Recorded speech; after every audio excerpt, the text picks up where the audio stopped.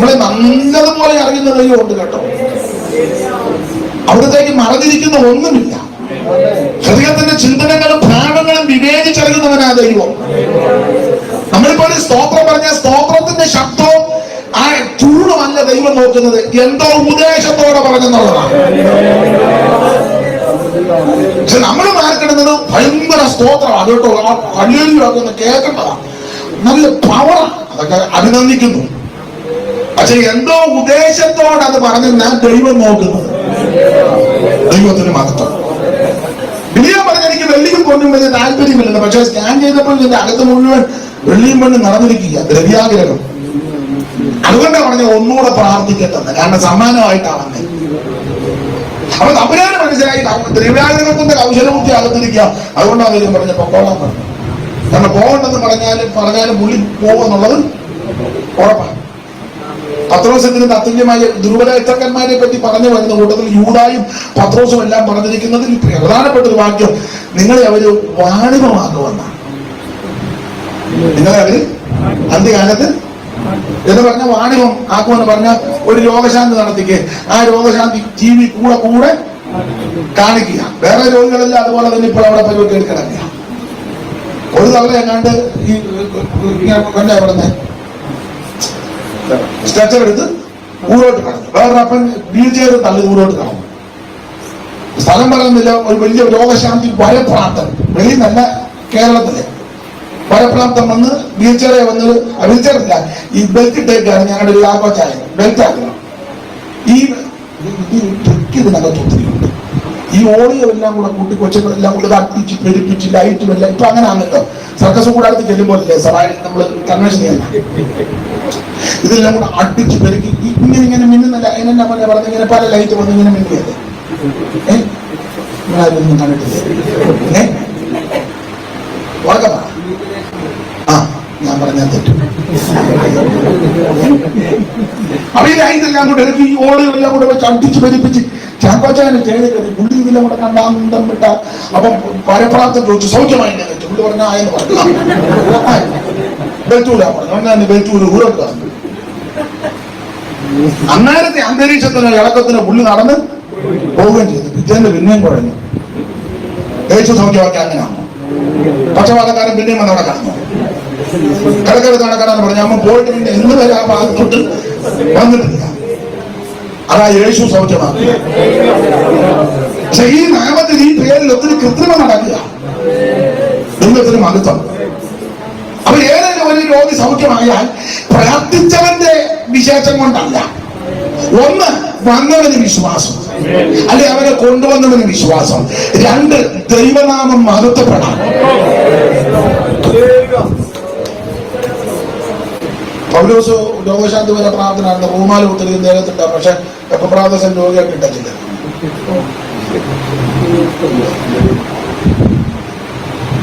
സ്തോത്രം. റൂമാൽ ഒത്തിരി വിട്ടാൽ സൗഖ്യമാ. പിന്നെ പുള്ളിയെ കൂടെ കൊണ്ടാകുന്ന കൂട്ടുവേലക്കാരന്റെ സൗഖ്യമാക്കാൻ അത് വിട്ടേച്ച് പോകും. മരിക്കത്തൊക്കെ അനുഭവത്തില്ല. നമ്മുടെ കഴിവ് കൊണ്ടല്ല, ദൈവത്തിന്റെ കൃപയാണ്. പക്ഷെ ഇപ്പൊ ചിലർക്ക് പരിവേഷം എല്ലാം കൊടുത്താൽ അങ്ങോട്ട് പരിവേഷം കൊടുത്ത് അവർ വരുന്നതിന് മുന്നേ, അവർ ആ ദേശത്തോ രാജ്യത്തോ വരുന്നതിന് മുന്നേ ഉള്ള ടിവിയിലും മാധ്യമത്തിലെല്ലാം വീൽചെയർ എടുത്ത് കളയുന്നതാ. അന്ത്യകാലത്ത് വാണിഭമാക്കും. സ്തോത്രം. അത് നമ്മുടെ വിഷയം അല്ലാത്തതുകൊണ്ട് ആ ഭാഗത്തേക്ക് അധികം പോകുന്നില്ല. ബിലിയാമിന്റെ അകത്ത് മുഴുവൻ ദ്രവ്യാഗ്രഹത്തിന്റെ കൗശലബുദ്ധിയാണ്. അപ്പൊ ഇത് അകത്ത് വെച്ചോണ്ടാ പറഞ്ഞു ഒന്നുകൂടെ പ്രാർത്ഥിക്കട്ടെ. ഒന്നുകൂടെ പ്രാർത്ഥിക്കുമ്പോൾ ദൈവം പറഞ്ഞു പോക്കണം.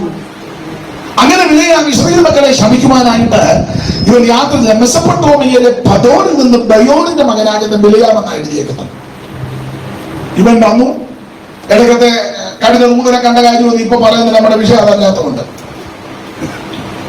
കാല് ഞെക്കി ഇടുക്കമുള്ള വഴിയിൽ കൂടെ വന്നു. ദൂതനെ കഴുത കണ്ടു. ബിലിയാം കണ്ടില്ല. പ്രശ്നങ്ങളായി. എങ്കിലും കഴുതയെ അടിച്ചു. കഴുതയുടെ വാ ദൈവം തുറന്നു. എന്നിട്ടും പുള്ളി തിരിച്ചു പോകാനോ മനംതിരിയാൻ താല്പര്യം വന്നില്ല. ഒടുവിൽ മാരാജിനെ എടുക്കൊണ്ട് മാരാജ് പറഞ്ഞു, ഒരു ജനം വന്ന് പരന്ന് കിടക്കുക, ഇവരെ നീ ശമിച്ച് കൊല്ലണം, അല്ലെ പ്രാകണം. ബിലിയാം പറഞ്ഞു നോക്കട്ടെ. അങ്ങനെ ബിലിയാമിന്റെ 3 സ്ഥലത്ത് കയറ്റി നിർത്തിയെന്ന്. സോവിമലയിലും പിസ്ഗായുടെ ഈ ഭാഗത്തുമെല്ലാം ബിലിയാമിനെ 3 സ്ഥലത്ത് 3 വ്യൂവിൽ നിന്ന് കണ്ടു. ഇവരെല്ലാം 3 സ്ഥലത്ത് നിന്ന് കാണുക.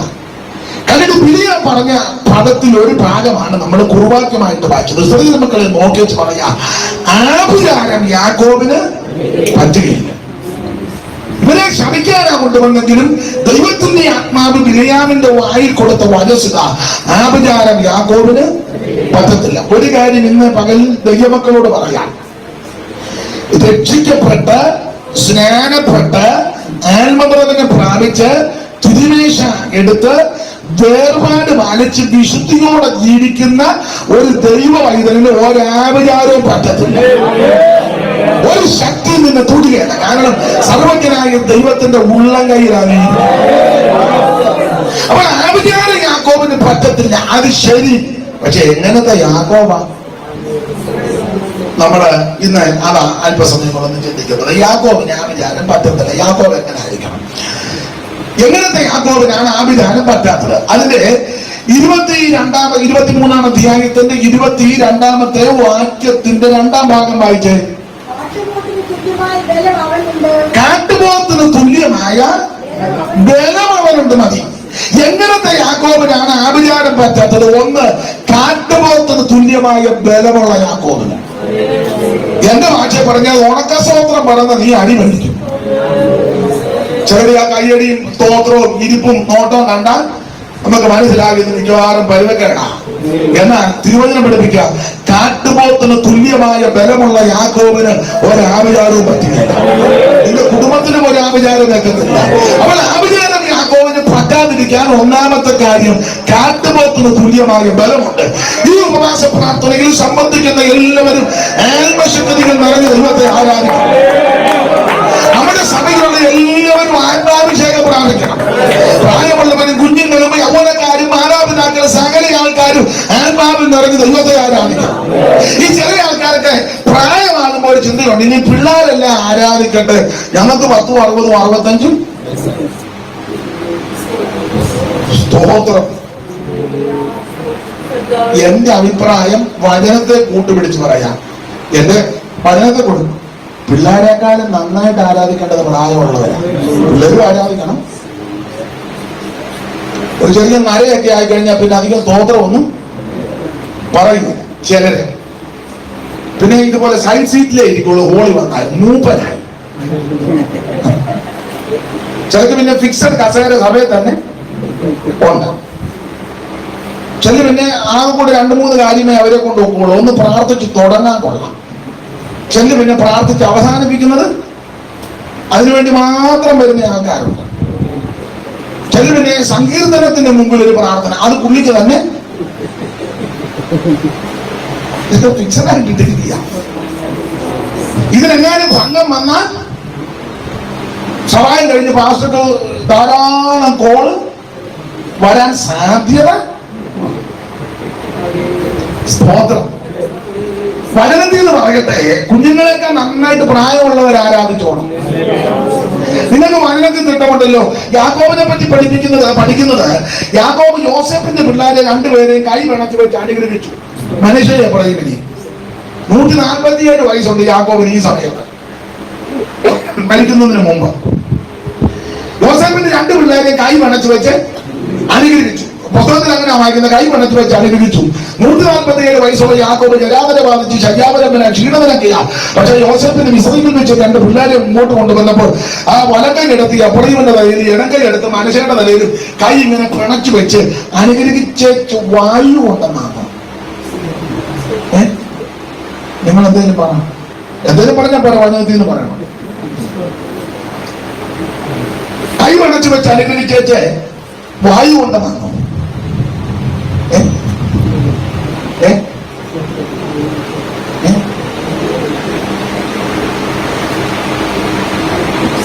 അമ്മാമയാണല്ലോ വാക്യം വായിച്ച് കണികരാതെ ദൈവത്തേക്കട്ടെ.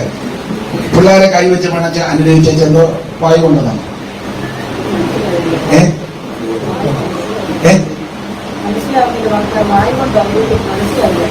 ഞാൻ പറഞ്ഞിട്ട് മനസ്സിലായില്ലേ? വായു കൊണ്ടെന്ന് പറഞ്ഞ് നമ്മൾ ജീവൻ പോകാൻ നേരത്ത് ഇങ്ങനെ പഠിക്കും. ഞങ്ങളുടെ നാട്ടിൽ അങ്ങനെ ഭാഷാപ്രയോഗം ഇവിടെ എങ്ങനെയാണെന്ന് അറിയുന്നത്. ഇവിടെ എങ്ങനെ പറഞ്ഞത് അതിനെന്നാ ഇവിടെ എന്നാ പറഞ്ഞത്? ദീർഘശ്വാസം അതല്ല. ദീർഘശ്വാസം ഇത് ജീവൻ പോകാൻ നേരത്ത് അന്ത്യശ്വാസം. അത് അപ്പൊ അതിന്റെ അങ്ങനെ പറയാം. യോസേഫിന്റെ പിള്ളേരെ കൈവച്ച് അനുഗ്രഹിച്ചേച്ച് അന്ത്യശ്വാസം കൊണ്ടെന്നാണോ? പിന്നെ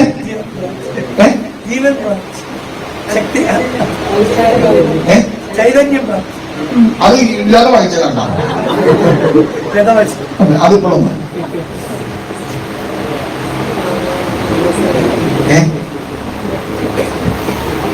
നമുക്ക് പോണ്ടതാ. പെട്ടെന്ന് പറയാ. പോണ്ട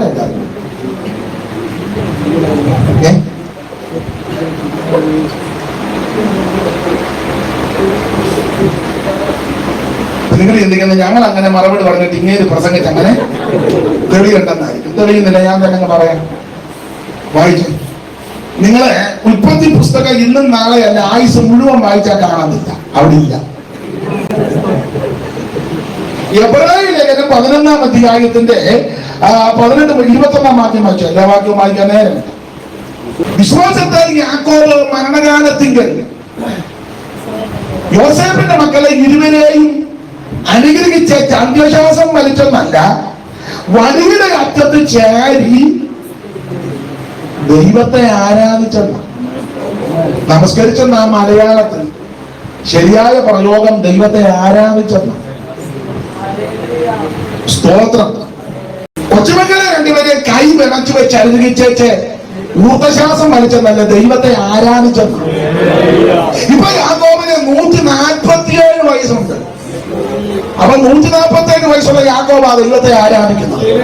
ആരാധനയ്ക്ക് പ്രായം തടസ്സമല്ലെന്നാണ് ഞാനീ പറഞ്ഞത്. നീ 50-ആയി 55-ആയി സൈഡിലായിരിക്കുന്നത് സീറ്റും ഒക്കെ കിട്ടി ഇനിയിപ്പോ ആരാധിക്കണ്ട പിള്ളേർ അവനെ ശക്തിപ്പെട്ടാട്ടെ. പിന്നെ നിങ്ങൾക്ക് എന്നാ പരിപാടി?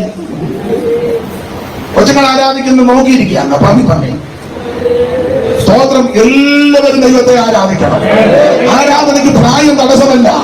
ആരാധനയ്ക്ക് പ്രായം തടസ്സമല്ല. ദൈവത്തിന്റെ മഹത്വം. ബാലന്മാര്, വൃദ്ധന്മാര്, യുവതികള്, യുവാക്കള്, സകല ആൾക്കാരും ദൈവത്തെ ആരാധിക്കണം. അവരുടെ സർവജ്ഞനായ ദൈവമാണ്. അവരുടെ ആരാധനയ്ക്ക് യോഗ്യ തുതികൾക്കും സ്തോത്രത്തിനും ബഹുമാനത്തിനും പുകഴ്ചയ്ക്കും എല്ലാത്തിനും യോഗ്യ ഒരുവനേ ഉള്ളൂ. ബാലന്മാർ, വൃദ്ധന്മാർ, യുവതികൾ, യുവാക്കന്മാരോ, ബാലന്മാർ, വൃദ്ധന്മാർ, യുവതികൾ, യുവാക്കന്മാരോ,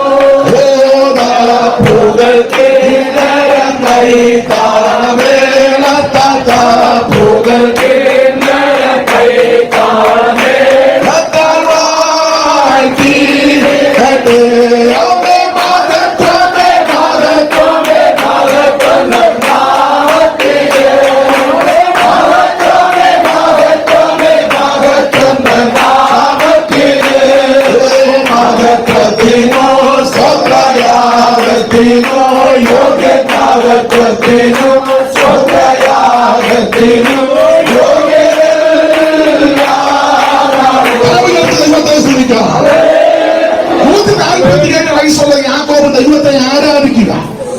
എന്നെ കേൾക്കുന്ന പിതാക്കന്മാരോടും മാതാക്കളോടും പ്രായമുള്ളവരോടും ബഹുമാനിയായി നിങ്ങളോട് പറയട്ടെ, ആരാധനയ്ക്ക് പ്രായം തടസ്സമല്ല. എന്റെ അഭിപ്രായം പറയാം, മക്കളുള്ളവരെക്കാൾ കുറച്ചുകൂടെ ആരാധിക്കേണ്ട കൊച്ചുമക്കളുള്ളവരെ.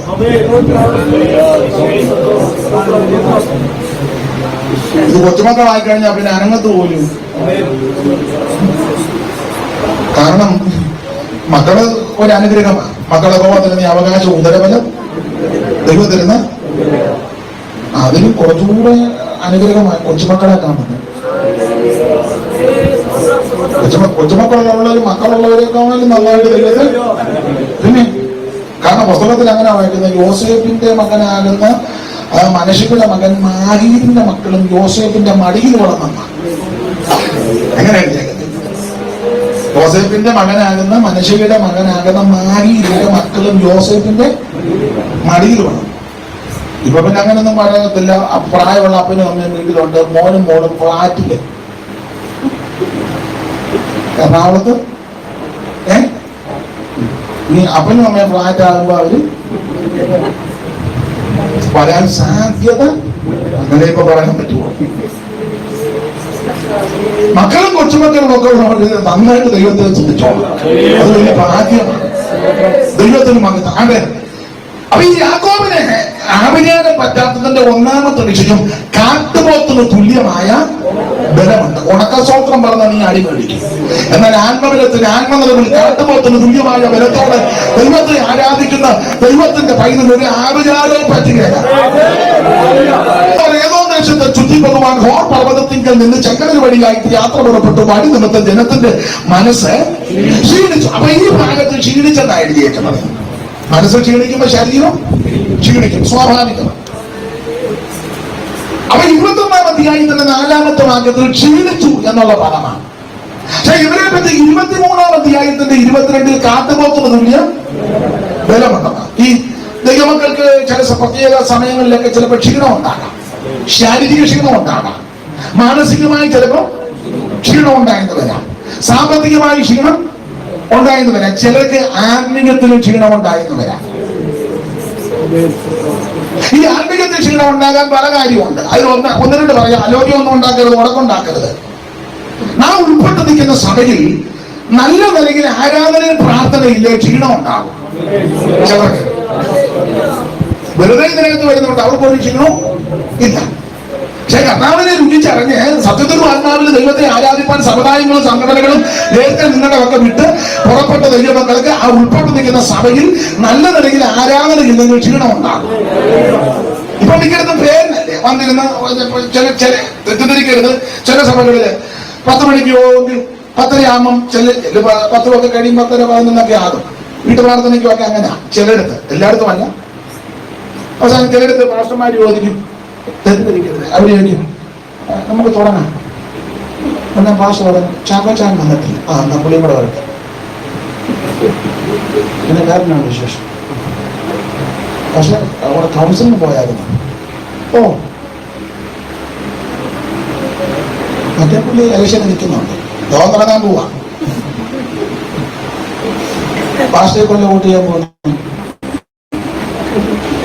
ഞാനിപ്പോ ഏത് പാനലിന്റെ കൊണ്ട് നിൽക്കണമെന്ന് ആ ചാക്കോച്ചാൻ വരുന്നുണ്ട്. നമുക്ക് തുടങ്ങാം. ഇല്ല, ബേച്ചാൻ ബസ് സ്റ്റോപ്പിൽ ഇറങ്ങിയതേ ഉള്ളൂ. ഇങ്ങോട്ട് ബേച്ചാനോട് അങ്ങനെ പാവച്ചാനും ബേച്ചാനും എല്ലാം എല്ലായിടത്തും കാര്യമല്ല, ചിലയിടത്തെ കാര്യമായി. ഇവിടുത്തെ ഒന്നിനോട് പറയരുത് ഇവിടെ കുഴപ്പമൊന്നുമില്ല, കാരണം ഞാൻ വന്ന ആരാധന അങ്ങോട്ട് നിൽക്കാം. ചില ഇടങ്ങളിലെ കാര്യമാണ്, പലയിടത്ത് പോകുന്നതല്ലേ. അത് കഴിഞ്ഞാണ് നമുക്ക് തുടങ്ങാം. പ്രാർത്ഥിച്ചോട്ടെ, ഈ ഗുരുക്കെല്ലാം ഒപ്പിച്ച് ഉള്ളി വേണം പ്രാർത്ഥിച്ചാൽ. എന്നെ പുള്ളി സ്തോത്രം സ്തോത്രം സ്തോത്രം. ഞങ്ങൾ വന്ന സമയം അതിൽ ഈ സമയം വരെ ഞങ്ങളുടെ സംസാരത്തിൽ വന്ന കാരണം 3/4 മണിക്കൂറിട്ട് ഗുരുക്കൊപ്പിക്കുകയാണ്. ഞങ്ങൾ ഒന്നുകൂടെ കഴുകി വെടിപ്പാക്കി വിശുദ്ധീകരിച്ച് അവിടുത്തെ തങ്ക നിണം കൊണ്ട് ഞാൻ എന്റെ ഒരു മെതലങ്ങ് പറഞ്ഞു ഒരുമാതിരി പ്രാർത്ഥിച്ചു നിർത്തി. എന്നെ പാസ്റ്റർ പാട്ട് പാടിയാട്ടെ. ഉടനെ ഏത് പാട്ട്? ഏതെങ്കിലും ഒന്ന് പാട്. സ്തോത്രം. ഏതെങ്കിലും ഒരു പാട്ട് പാടി. കൈ അടിച്ചവൻ അടിച്ചു, അടിക്കാത്തവൻ അടിച്ചില്ല. പാടുന്നവൻ പാടി, പാടാത്തവൻ പാടിയില്ല. മര്യാദയ്ക്ക് ഇരിക്കുന്നവരുണ്ട്, മുട്ടയിൽ ഇരിക്കുന്നവരുണ്ട്, നന്നായിട്ട് ഇരിക്കുന്നവരുണ്ട്, കസേര ഇരിക്കുന്നവർ കാണും, താഴെ ഇരിക്കുന്നവർ കാണും, തുമ്പിയെ പിടിക്കാനിരിക്കുന്ന പോലെ ഇരിക്കുന്നവർ കാണും. സഹായമാണ്. ആ ഒരു പാട്ട് പാടി കഴിയുമ്പോൾ ചിലയിടത്ത് പാസ്റ്റർമാര് 2 പേര് പ്രാർത്ഥിച്ചാണ്. 2 പേര് ഇങ്ങനെ വർഷങ്ങളായിട്ട് ഇട്ടിരിക്കുക. കുറ്റമല്ല ഈ പറയാൻ. ഒരു ആരാധന ശരിക്ക് ഇല്ല. അങ്ങനെ കിട്ടാതെ വരുമ്പോൾ ചിലര് ക്ഷീണിക്കും. നാം ഉൾപ്പെട്ടിരിക്കുന്ന സഭയിൽ നല്ല വചന ശുശ്രൂഷ ലഭിക്കുന്നില്ലെങ്കിൽ ചിലര് ക്ഷീണിക്കും. ആത്മീക സ്നേഹബന്ധത്തിൽ എല്ലാവരും ഒന്നിച്ച് യോജിച്ച് പോകുന്നില്ലെങ്കിൽ ചിലര് ക്ഷീണിക്കും. ക്ഷീണിക്കാൻ പല കാര്യമാണ്. ചിലരെ ചില സഭകളിൽ ഒറ്റപ്പെടുത്തും. അങ്ങനെയുള്ളവർ ക്ഷീണിക്കും. അവരോട് മിണ്ടുകയല്ല, അവരുടെ വീട്ടിൽ പ്രാർത്ഥന വെച്ചാൽ പോകില്ല. അഥവാ പോയാൽ ചിലർ അവിടെ നിന്ന് വെള്ളം കുടിക്കുകയല്ല. അവിടെ ഭക്ഷണമുണ്ട്. അന്നൊരു പ്രത്യേക ഉപവാസമാണ്, കള്ള ഉപവാസം. അവിടുന്ന് കഴിക്കുകയല്ല. ഈ കക്ഷിയുടെ പുറകെ വീട്ടിൽ ചെല്ലണം, നല്ല പെരുക്കാ പെരുക്കണ്ടായിരുന്നു. ഇതൊക്കെ ദൈവം കാണണം. അപ്പൊ ഇങ്ങനെയൊക്കെ വരുമ്പോൾ ചില ദൈവമക്കൾ ക്ഷീണിക്കും, അത് സ്വാഭാവികം. പക്ഷെ ഒരു കാര്യം പറയാം, അങ്ങനെ ക്ഷീണിച്ചു പോകുന്ന ദൈവമക്കൾ നിലയിൽ മുൻപോട്ട് പോകരുത്. നിന്റെ ക്ഷീണം തീർക്കണം. ക്ഷീണം തീർക്കുവാൻ കഴിവുള്ള ഒരുവൻ ഇന്ന് പകരം നമ്മുടെ നടുവിലുണ്ട്. അപ്പൊ ശ്രദ്ധിക്കട്ടെ, 23-ാം അധ്യായത്തിന്റെ 22-ാമത്തെ വാക്യത്തിന്റെ രണ്ടാം ഭാഗത്ത് കാട്ടുപോത്തിന് തുല്യമായ ബലമുണ്ട്. പക്ഷെ ഇവരെ പറ്റി 21-4 വായിക്കുന്നത് ക്ഷീണിച്ചെന്ന. അപ്പൊ 21-ൽ ക്ഷീണിച്ചവർ 23-ൽ ബലപ്പെട്ടു. അപ്പൊ അതിന്റെ അർത്ഥം ഇതിനിടയ്ക്ക് ഇവര് ബലപ്പെട്ടു. അത് നമുക്കൊന്ന് ചിന്തിക്കാം, ശാന്തമായിട്ട് വചനത്തിൽ ചിന്തിക്കാം. 21-ൽ ക്ഷീണിച്ചവർ 23-ൽ ബലപ്പെട്ടു. 21-ൽ ക്ഷീണിക്കാൻ കാര്യം വായിച്ചേ, അതിന്റെ 21-4 മുതൽ എന്നോട് വായിച്ചേ.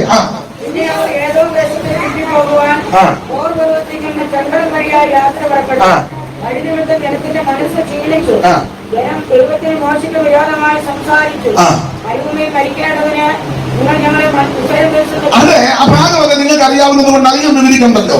21-4 ഇതിൽ ക്ഷീണിച്ചു. പിന്നെ അവർ ഏതോം ദേശത്തെ ചുറ്റിപ്പോകുവാൻ ഹോർ പർവ്വതത്തിൽ നിന്ന് ചെങ്കടൽ വഴിയായിട്ട് യാത്ര പുറപ്പെട്ടു. വഴി നിമിത്തം ജനത്തിന്റെ മനസ്സ് ക്ഷീണിച്ചു. ഇതിൽ ക്ഷീണിച്ചിട്ട് പറയുക, ക്ഷീണിച്ചു കഴിഞ്ഞപ്പോൾ ഈ ആവശ്യമില്ലാത്ത സംസാരമാണ്. ക്ഷീണിച്ചു. ജനം ദൈവത്തിന്റെ മോശയ്ക്ക് വിരോധമായിട്ട് പുരുവത്ത് സംസാരിച്ച് പറയുക, മരുഭൂമിയിൽ മരിക്കേണ്ടതിന് നിങ്ങൾ ഞങ്ങളെ മിസ്രയീം ദേശത്ത് കൊണ്ടുവന്നത് എന്നിട്ട് പറയും, ഇവിടെ അപ്പവുമില്ല വെള്ളവുമില്ല, ഈ സേരമില്ലാത്ത ആഹാരം ഞങ്ങൾക്ക് വെറുപ്പാണ്. മന്നക്കെതിരെയാണ്. മന്നക്കെതിരെ ഒരു പ്രശ്നം പറയാം, സാരമില്ലാത്ത ആഹാരം ഞങ്ങൾക്ക് എന്ന് പറഞ്ഞാൽ മന്ന വെറുപ്പാണ്. അത് ദൈവത്തിന് ഹിതമല്ലാത്ത സംസാരമാണ്. ഓ, സാരമില്ലാത്ത ചിലർക്ക് ഇപ്പൊ പെന്തിക്കോസ് ഇഷ്ടമല്ലല്ലോ. ചിലർക്ക് പെന്തിക്കോസുകാരാന്ന് പറയുന്നതും ചിലർക്ക് ഇഷ്ടമല്ല. സ്കൂളിലും കോളേജിലും പഠിക്കാൻ വന്ന ചില പിള്ളേർക്ക് അവിടെ പെന്തിക്കോസാണ് വെളിപ്പെടുത്തുന്നത്. ചിലർക്ക് വീട്ടിൽ നിന്ന് കമ്മലും മാലയൊന്നും ഇല്ലാതാ ചില പിള്ളേർ പോകുന്നത്. കോളേജിന് അടുക്കുമ്പോ എല്ലാവരുടെയും കാര്യമല്ലേ. സ്തോത്രം സ്തോത്രം. കുടുംബക്കാരും ചാർച്ചക്കാരും വലിയ ഉന്നതന്മാരും ഒക്കെ നിൽക്കുന്ന സദസ്സിലും സംഘത്തിലും പെന്തിക്കോസാന്ന് പറയാൻ ചിലർക്ക്, എല്ലാവർക്കും അല്ല, ചിലർക്ക്. നീ രക്ഷിക്കപ്പെട്ട് സ്നാനപ്പെട്ട് ആത്മതലവിനെ പ്രാപിച്ച് ഈ കൂടാനില്ല എന്ന് പറയാൻ ലജ്ജിക്കരുത്. ഏത് സദസ്സിലും എവിടെ വെച്ച് തന്റെ ഇടയ്ക്ക് സന്തോഷപ്പെടുന്നത് ഞാൻ ദൈവവൈദ്യരാന്ന് പറയാം. ഈ മന്നെ തിരസ്കരിച്ച് പറയുക, സാരമല്ലാത്ത ആഹാരം ഞങ്ങൾക്ക് വെറുപ്പാണ്. മന്ന നല്ല ഭക്ഷണമാണ്, സ്വർഗീയ ധാന്യമാണ്, മല്ലന്മാരുടെ ഭോജനമാണ്, ശക്തിമാന്മാരുടെ അപ്പമാണ്. ഇത് മേളിൽ നിന്ന് വന്നതാ മന്ന. യേശുക്രിസ്തുവിന്റെ നിഴല. എല്ലാ ഭാഗവും വിവരിക്കുന്നില്ല. ഇതുപോലെ ശ്രേഷ്ഠമായ ഒരു ഭക്ഷണം വേറെ ഇല്ല. ഇങ്ങനെ ശക്തിമാന്മാരുടെ അപ്പം തിന്ന ഇവര് ചിന്തിക്കാത്ത ഭോജനമാണ് ദൈവം കൊടുത്തത്. ഉയരത്തിൽ നിന്നാണ് കൊടുത്തത്. ഈ മന്ന ഇവര് തിരസ്കരിച്ചു. മന്ന ക്രിസ്തുവിന് നല്ലല്ല. കാരണം ഈ മന്ന മുകളിൽ നിന്ന് വന്നതാണ്.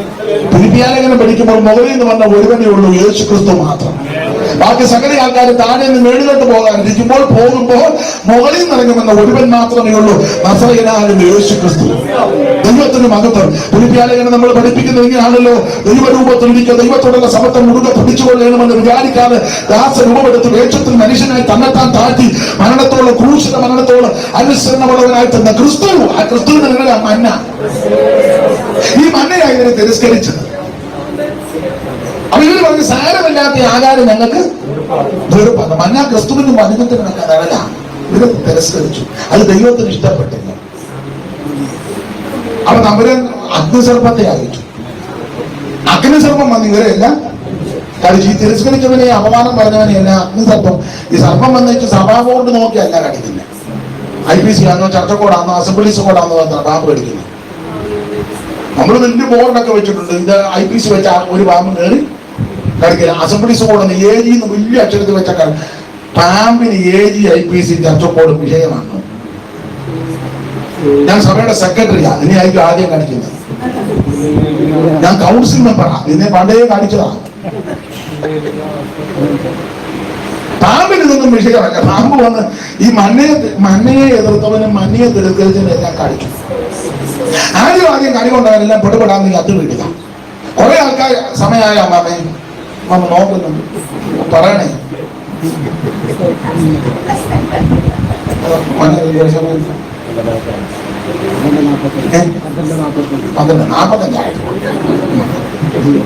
ഉച്ചസമയം ഇതൊന്നും ഇവിടെ 12:30 ഇരുന്നല്ലേ. അതാ അതാ പറഞ്ഞ ഉച്ചനേരം. അപ്പൊ ശ്രദ്ധിച്ചേ, ഈ പാമ്പിന്റെ കടി കയറ്റി ആദ്യം കടി കൊണ്ടവൻ താഴെ വീണു. പിന്നെ കടി കൊള്ളാതിരിക്കാൻ ആൾക്കാർ ഓടി, 4 വർഷം ചെതറി ഓടി. ആൾക്കാർ പടപടപടാന്ന് മരിച്ചു വീണപ്പോൾ മോശ ഇടിവ് നിൽക്കാൻ തുടങ്ങി. അപ്പൊ തമ്പുരാൻ പറഞ്ഞൊരു കാര്യം ചെയ്യുന്നു, ഈ പുത്രസർപ്പത്തെ ഉയർത്താൻ. അഗ്നിസർപ്പത്തിന്റെ കടിയേറ്റവൻ പിച്ചളസർപ്പത്തെ നോക്കിയാൽ രക്ഷപ്പെട്ടു. അങ്ങനെ രക്ഷപ്പെട്ടു. ചുരുക്കി പറഞ്ഞാൽ ഈ കടി കിട്ടി ആകെ ചെതറി, പ്രളയം മുഴുവൻ പാച്ചിലായി. എല്ലാം 4 പാടി ചെതറി. ഇങ്ങനെ ചെതറി ക്ഷീണിച്ച് ആകെ തളർന്ന് പരക്കം പാടി. അതിനുശേഷമായിട്ട് ഇനി അതിന്റെ ആ 21-ാം അധ്യായത്തിന്റെ 16-ാമത്തെ വാക്യം വായിച്ചേ. ഉറക്കെ 16. അവിടെ നിന്ന് അവർ ബേരിലേക്ക് പോയി. അടുത്ത വാക്യം, യഹോവ മോശയോട് ജനത്തെ ഒന്നിച്ചു കൂട്ടണം. അപ്പൊ ഈ ഒന്നിച്ചു കൂട്ടാൻ പറയാൻ കാര്യം, 21-ാം അധ്യായത്തിന് 4 മുതൽ താഴോട്ട് പഠിക്കുമ്പോൾ മണ്ണയെ തിരസ്കരിച്ചു കഴിഞ്ഞപ്പോൾ പാമ്പ് കയറി കടിച്ചു. പാമ്പ് കയറി കടിച്ചപ്പോൾ കുറെ എണ്ണം മരിച്ചു, കുറെ എണ്ണം കടി കിട്ടാതിരിക്കാൻ ഓടി. 4 വർഷവും ചെതറിപ്പോയി. അതുകൊണ്ടാണ് മോശയോട് ദൈവം പറഞ്ഞത്, ജനത്തെ വീണ്ടും ഒന്നിച്ചു കൂട്ടും. കടി കൊണ്ടവനും കടി കൊള്ളാതിരുന്നവനും ഓടിപ്പോയവനും ഇടവഴി കയറിയവനും എല്ലാം ഒന്നിച്ചു വരാൻ പറഞ്ഞു. 2 വർഷമായിട്ടെല്ലാം കടി കിട്ടി വീട്ടിൽ ഇരിക്കുക, ഇടവഴി കയറി ഒക്കെ പോകാം. പക്ഷെ എനിക്ക് സങ്കടകരമായ കാര്യം, സമയത്തിന് മാത്രം ബുദ്ധിമുട്ടാണ്. ചന്തയിൽ പോകുന്നതിന് ബുദ്ധിമുട്ടില്ല, റേഷൻ കടയിൽ പോകുന്നതിന് ബുദ്ധിമുട്ടില്ല. 2 കോടിയെ കൊടുക്കുന്നെന്ന് പറഞ്ഞ് പഞ്ചായത്തുകാർ, അതിന് തലേന്ന് അവിടെ പോയി ഒറ്റ കല്യാണവും വിടുകയില്ല. 3 മാസ്ക് വെച്ചോണ്ടാ. സമയത്തിന് മാത്രം വരാൻ ഓടും.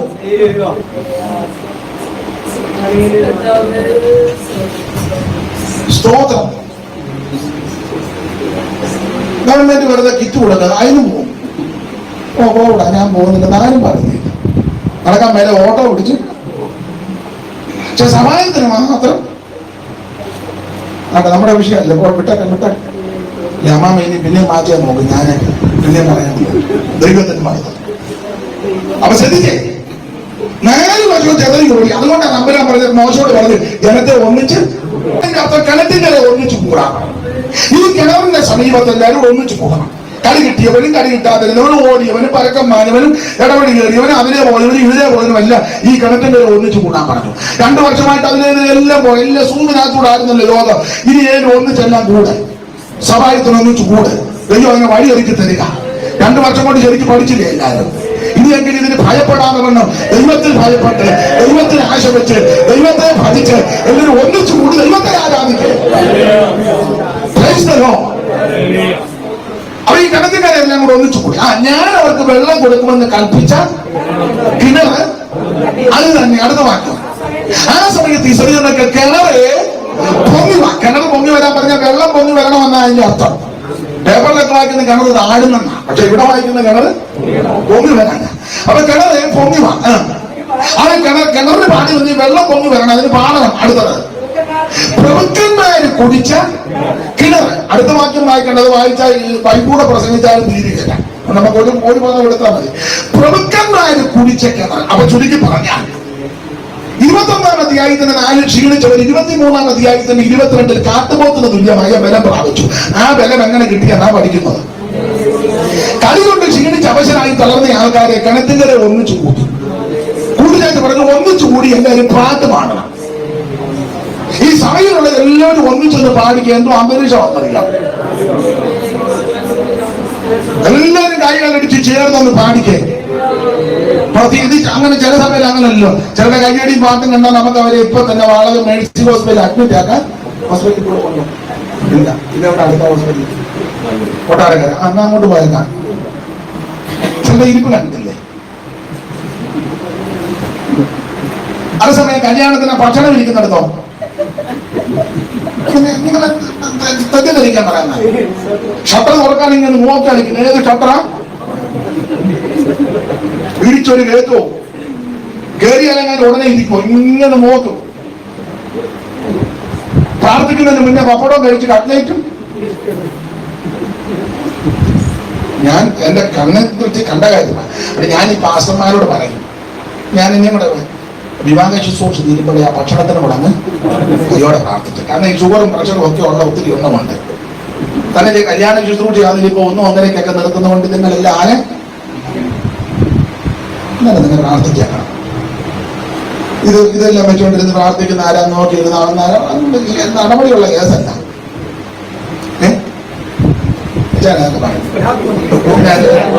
ഞാനും എന്തോ പറഞ്ഞു ദൈവത്തിന് മാത്രം. അപ്പൊ ശ്രദ്ധിക്കേണ്ട കാര്യം, ഭൗതിക ഭക്ഷണം ഈ ശരീരത്തിന് ആവശ്യമാണ്. അതിലും അത്യാവശ്യമാണ് ആത്മീക ഭക്ഷണം. നിന്റെ കുടുംബ പ്രാർത്ഥന മുടങ്ങരുത്, ആരാധന മുടങ്ങരുത്, പ്രാർത്ഥന മുടങ്ങരുത്, വചനധ്യാനം മുടങ്ങരുത്, ഉപവാസം മുടങ്ങരുത്, സ്തോത്രം പറയുന്നതിന് ഭംഗമുണ്ടാക്കരുത്. ഇവര് കിണറ്റിങ്ങനെ ഒന്നിച്ചു കൂടി ദൈവത്തെ വന്നിട്ട് ഒന്നിച്ചു പാടാൻ പറഞ്ഞു, ഒന്നിച്ചു കൂട്ടുക. അപ്പോൾ ഇസ്രായേൽ മക്കൾ കിണറ് പൊങ്ങിവാണ്. അതിന് പ്രാടിമീൻ. ആ കിണറിന്റെ പ്രത്യേകത പ്രഭുക്കന്മാര് കുടിച്ച, അപ്പൊ പ്രഭുക്കന്മാര് കുടിച്ച കിണറ്റിങ്ങനെ ഒന്നിച്ചു കൂടി. അപ്പൊ ചിന്ത, ഈ കിണർ ആരാണ് കുടിച്ചത്? എല്ലാ വാക്യങ്ങളും എടുത്ത് വിശദീകരിച്ച് പറയാൻ സമയം അനുവദിക്കുന്നില്ല, അതുകൊണ്ട് അഭിവാദികം പോലെ പറയാം. ഈ കിണറിന്റെ പ്രത്യേകത പ്രഭുക്കന്മാര് കുത്തിയ കിണർ. അങ്ങനെയെങ്കിൽ ഒറ്റ വാക്യം പറയാം, ഈ കിണർ അബ്രഹാം കുത്തിയ കിണറാണ്. അബ്രഹാമാണ് ഈ കിണർ കുത്തിയത്. കാരണം അബ്രഹാം പണ്ട് ഹിത്യരുടെ ദേശത്ത് വന്നു കഴിഞ്ഞപ്പോ അബ്രഹാമിന്റെ ഭാര്യ മരിച്ചു. സാറായി 127 വയസ്സ്. വേദപുസ്തകത്തിൽ പ്രായം കൊടുത്ത് മരിച്ച ഒറ്റ സഹോദരിയുടെ പേരുള്ള സാറായി 127 വയസ്സ്. സാറായി മരിച്ചു കഴിഞ്ഞപ്പോൾ അബ്രഹാം ഹിത്യരുടെ നാട്ടിൽ, അബ്രഹാം വേണ്ട ഹിത്യരോട് എന്ന് പറഞ്ഞു, എന്റെ പ്രിയപ്പെട്ടോട് മരിച്ചു, അടക്കാൻ സ്ഥലമില്ല. ആ ഭാഗം വായിച്ചാൽ നിങ്ങൾ നോർത്ത് 13-ലും 14-ലും ഒക്കെ പഠിച്ചാൽ ദൈവം തമ്പുരാൻ നദി മുതൽ നദി വരെ സ്ഥലം കൊടുത്തതാണ് അതിൽ. പക്ഷെ ഭാര്യ അടക്കാൻ ഞാൻ ആ ഭാഗത്തേക്ക് അധികം പോകുന്നില്ല. അബ്രഹാം പറഞ്ഞൊരു വാദമുണ്ട് അവരോട്, ഞാൻ നിങ്ങളുടെ ഇടയിൽ വന്ന് പാർക്കുന്നവനും പരദേശിയുമാണ്. അതാ സാക്ഷ്യം, വന്ന് പാർക്കുന്നവനും. അപ്പൊ ഇത് അബ്രഹാം പറഞ്ഞു, ഞാൻ നിങ്ങളുടെ ഇടയിൽ വന്ന് പാർക്കുന്നവനും പരദേശിയുമാണെന്ന് പറഞ്ഞപ്പോ ഹിത്യര് പറഞ്ഞു, അയ്യോ യജമാനെ കേട്ടാൽ നീ ഞങ്ങളുടെ ഇടയിൽ ദൈവത്തിന്റെ പ്രഭുവാണ്. എന്തോ ഇത് കൂടുതൽ വേറെ ഒന്നും വേണ്ട. ജാതികളാ പറഞ്ഞ നീ ദൈവത്തിന്റെ പ്രഭുവാണ്. അവൻ സംഖ്യാപുസ്തകത്തിൽ വായിച്ചത് പ്രഭുക്കന്മാര് കുത്തിയ അബ്രഹാം ദൈവത്തിന്റെ പ്രഭുവാണ്. സൂര്യന് മധ്യ അബ്രഹാം പണ്ട് ഈ സ്ഥലങ്ങളിൽ വന്ന് കുടിയിരുന്നതാണ്. അപ്പൊ ഈ കിണറിന്റെ പ്രത്യേകത പ്രഭുക്കന്മാര് കുത്തിയ കിണർ, അബ്രഹാം ദൈവത്തിന്റെ പ്രഭു. അപ്പൊ അബ്രഹാം കുത്തിയ കിണർ, അബ്രഹാമാണ് ഈ കിണർ കുത്തിയത്. ഇത് ചോദ്യം, അബ്രഹാം എന്തിനാ കിണർ കുത്തിയത്? ഇപ്പം റിട്ടയർഡ് ആയി വിശ്രമ ജീവിതം വന്നാൽ വെറുതെ ഇരിക്കണ്ട, 5-6 കിണർ പിള്ളേരില്ല. ഇപ്പം വിദേശത്തായി, പ്രാരബ്ധമല്ല, മാറി. എന്നാ പിന്നെ ചുമ്മാ ഇരുന്ന വെറുതെ എന്തിനാ 5-6 കിണർ? അബ്രഹാമായി കിണർ കുത്തിയത്. കിണർ കുത്താൻ കാരണം അബ്രഹാമും ദൈവവുമായിട്ട് പണ്ട് ഏകപക്ഷീയമായ ഒരു ഉടമ്പടി നടത്തി. 15 എടുത്ത് വായിപ്പിക്കുന്നില്ല. 15 ആ 15-ാം അധ്യായത്തിൽ ഈ യാഗവസ്തുവിനെ നെടുകെ പിളർക്കണം. ദൈവം ആ പിളർപ്പിൽ കൂടെ കിടന്നു. അബ്രഹാം കിടന്നില്ല. ഗാഠനിദ്ര വന്നു. വിവരിക്കുന്നില്ല, നിങ്ങൾക്ക് ആ ഭാഗം അറിയാം.